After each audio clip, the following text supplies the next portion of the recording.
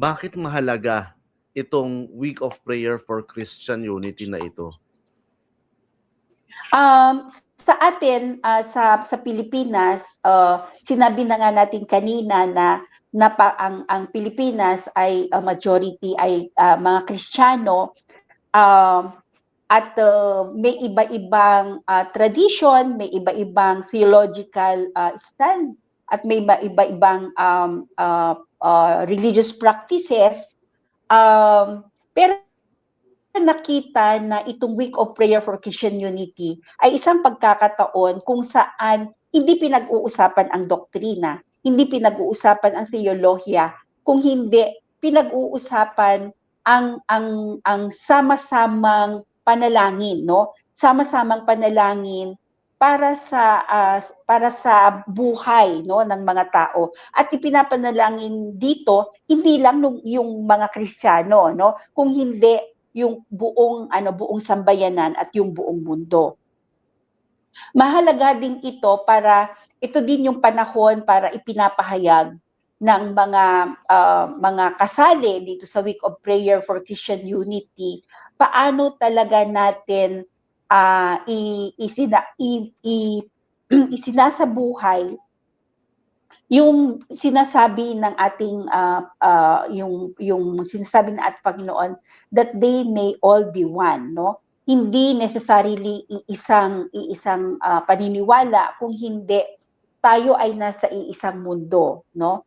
Kaya mahalaga na paano natin ine-express ang ating malasakit sa kapwa, paano natin binabasa yung kalagayan ng ating lipunan, at paano natin sama-samang ipanalangin kung ano nga ba yung sinasabi natin na one body, one spirit, at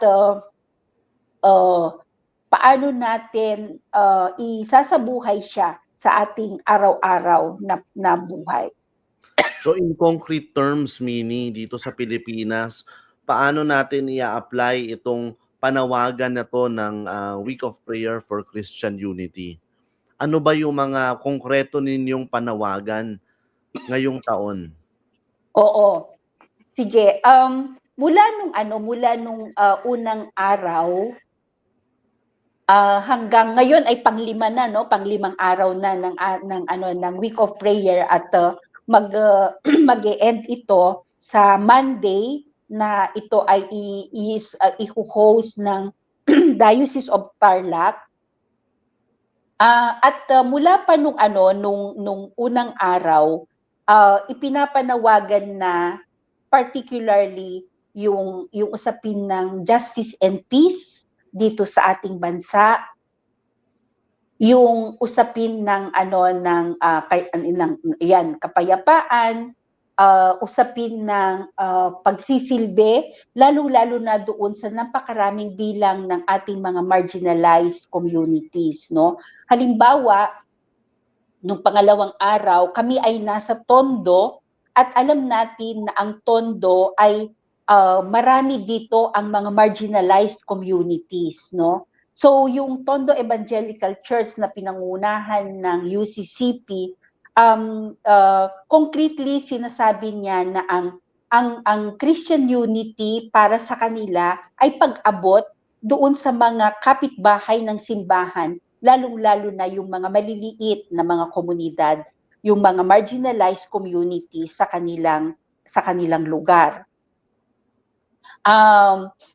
Sa mga sumunod na gabi, palaging ganon, no? Palaging ganon ang panawagan. In fact, kahapon ay nasa Southern Tagalog kami, at isa sa tampok na usapin ay mga flood control projects, no? Na isa 'yon sa mainit na